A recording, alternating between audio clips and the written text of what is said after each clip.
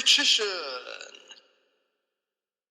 Hey YouTube, Richician84 here, and welcome to Q&A number 197. Yes, that's right, we are just 3 episodes now away from the 200th episode. And it doesn't look like this is going to be a long episode, because Gungner's the only one who submitted questions, so let's kick this off. 1. Is it a coincidence that the best girl and the best boy in Obelisk Blue uses cyber-style cards? I guess it is, yeah. It seems quite fitting for top students using cyber cards.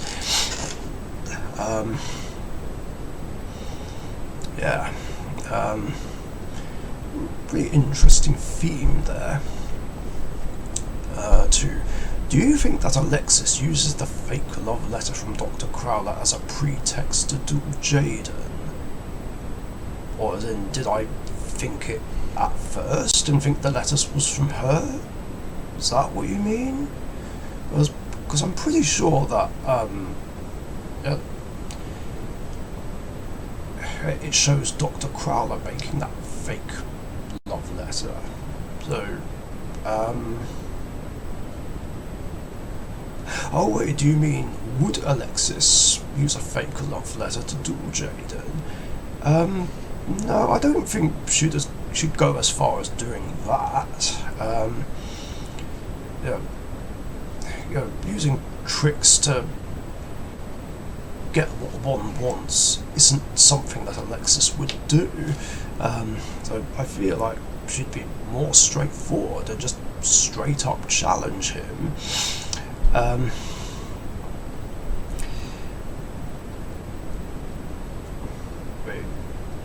can't think what else would lead up to said challenge, but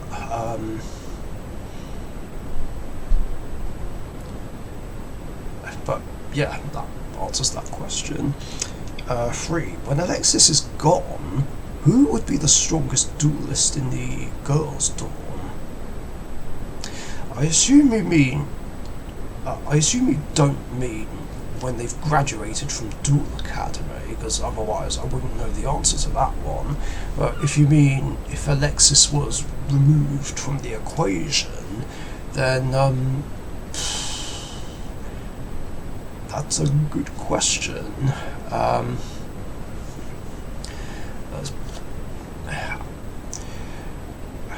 Maybe it could be one of her 2 friends she hangs out with. Well, what were their names? Jasmine and don't remember the name of the other one.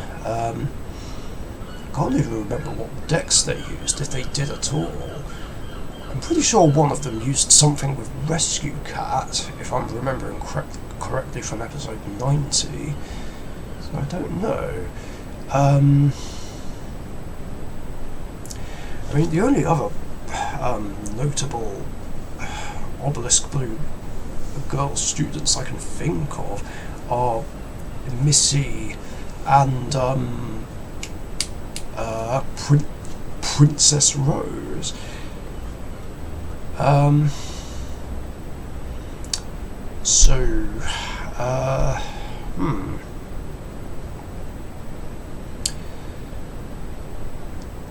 Because I don't know what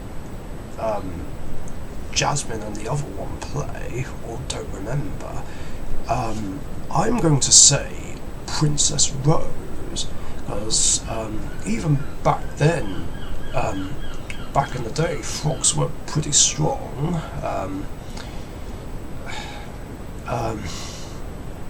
Because obviously Treeborn Frog can set up for Des Frog, and bring out the other 2, and can put someone in an overwhelming position, especially if Des Croaking is being held, and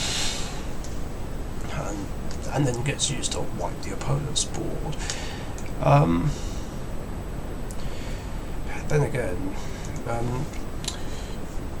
you wouldn't even just use Des Frog. You could just play the original 4 monarchs, I guess. not that I encourage it, because I fucking hate monarchs. Sorry, side rant. But yeah, I know it doesn't go with the theme of what Princess Rose has, which is frogs and toads, but it is another option she could do, just to make her even better as a duelist. I am getting the name right, aren't I? I'm sure I am. Anyway, Princess Rose is my answer. 4. Did you play Cyber Angels yourself in speed or normal format? What, as in, did I play them, or did I play against them? Because if you mean if I played them myself, then no, I've never had the Cyber Angel deck in either format. They are cool, but they didn't interest me enough to build them myself. Unless, of course, you count one of the decks I made for the AI to use, under Richician format. But if you're asking if I played against them, then no, I actually didn't play against them, or at least I'm pretty sure I didn't. No, I swear I didn't. So, yeah, dueling against the AI who was using Cyber Angels was the closest thing. So, technically, yes, I did play against them, but it was just the AI using the Cyber Angel deck that I built. And it doesn't run any extract monsters. I mean, it could do, but it kept linking away its strong ritual monsters into just random generic links, which is not what you're supposed to do with the deck. I mean, that's one of the downsides of the AI. It does things that it can do, but it really shouldn't. So I had to just remove all extract monsters just to specifically stop it doing that. And the last question, 5. Would you say the Cyber Angel archetype is fitting for Alexis, or do you think she should have had other cards like Cyber Blader and other fusions, or maybe the Ice cards from Season 1? I think the Ice cards are more suited for Society of Light Alexis, but not proper Alexis. Honestly, I would say Cyber Angels and Cyber Blader are both fitting for Alexis. I'm just disappointed that Cyber Blader only got used twice, and that's it, and then we never saw it again after that. But maybe one day there'd be a way to basically combine them. Maybe have some sort of fusion between a Cyber Angel and Cyber Blader, or maybe see a retrain of Cyber Blader. But then again, if there's a retrain, then it would just get used over the original, and then it would just be tossed aside and disregarded like it was nothing.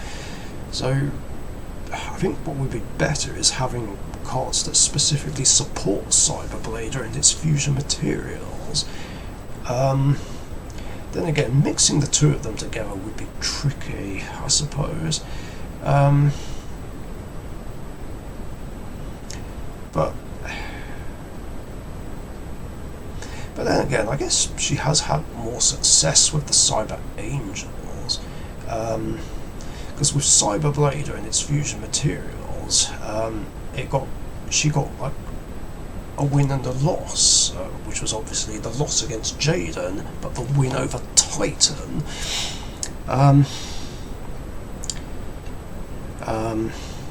But yeah, cyber angels are definitely more fitting. And then of course there's only a comment that John Cross put, and that was, I want Konami to print Surprise Attack from Beyond and Class System, cards used by Marek. That's not a question, but fair enough. I mean, I guess it is kind of related to what I was talking about in the last episode, and maybe the episode before? I can't remember.